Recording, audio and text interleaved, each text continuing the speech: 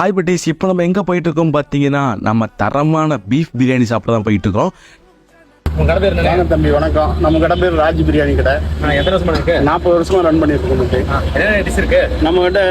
Beef biryani, beef chilli, beef வறுவல், நல்லி எலும்புக்குன்னு இந்த 4 item நம்ம போயிட்டு இருக்கு.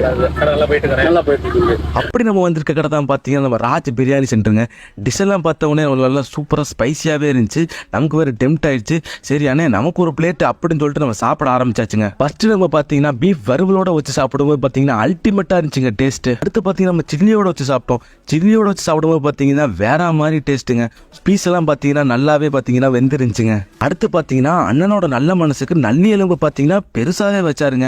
நம்ம பார்த்தீங்கன்னா அதையும் ஒரு பொடி பிடிச்சாச்சுங்க. கைஸ் பை நம்ம சாப்பிட்டாச்சு. கடை எங்க லொக்கேட் ஆயிருக்கு நான் அண்ணன் சொல்லுவாரு. ஸ்டார்ட் பக்கத்துல சிவா டெக்ஸ்ட்